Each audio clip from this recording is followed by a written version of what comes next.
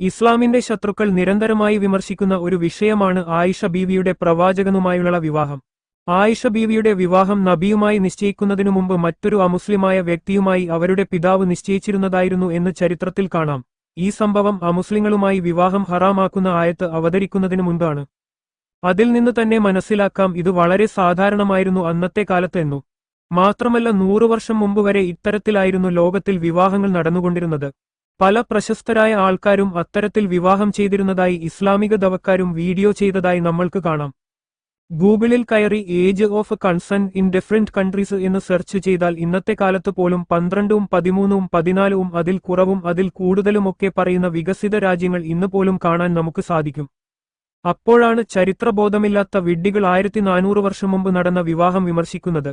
ഇതിൽ നിന്നുതന്നെ വ്യക്തമാണ് വിവാഹപ്രായം അത് ഓരോ രാജ്യത്തെയും ഓരോ കാലഘട്ടത്തെയും അനുസരിച്ച് മാറിക്കൊണ്ടിരിക്കും എന്നത്. ഇസ്ലാമിൽ ഒരു നിശ്ചിത പ്രായം വിവാഹത്തിനായി നിശ്ചയിച്ചിട്ടില്ല. അത് ശാരീരികവും മാനസികവുമായി പ്രായപൂർത്തിയായ രണ്ടു വ്യക്തികൾ തമ്മിലുള്ള ഉടമ്പടിയാണ് എന്ന്. പുരുഷൻ പെൺകുട്ടിയുടെയും അവളുടെ മാതാപിതാക്കളുടെയും സമ്മതത്തോടെയാണ് വിവാഹം ചെയ്യുന്നത്. ആയിഷ സന്തുഷ്ടയായിരുന്നു അവരുടെ വിവാഹ ജീവിതത്തിൽ എന്നും നബിയെ അങ്ങേയറ്റം സ്നേഹിച്ചിരുന്നുവെന്നും അവർ തന്നെ പറയുന്ന വാചകങ്ങളിൽ നിന്ന് നമ്മൾക്ക് വ്യക്തമാകുന്നതാണ്. നിരവധി അവരുടെ ഹദീസുകളിൽ കാണാവുന്നതാണ് ഇത്. ഒരിക്കൽ പോലും നബിയെ മോശമായി കണ്ടിരുന്നില്ല, നല്ലതല്ലാതെ അവർ ഒന്നും പറഞ്ഞിട്ടില്ല അവർ നബിയെപ്പറ്റി.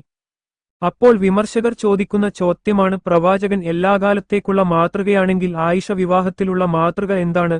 മാതൃക അവരുമായിട്ടുള്ള വൈവാഹിക ജീവിതമാണ് എന്നതാണ് അതിന്റെ ഉത്തരം. പ്രവാചകനുമായി എങ്ങനെ ജീവിച്ചു എന്നുള്ളതിലാണ് പ്രായമല്ല മാതൃക.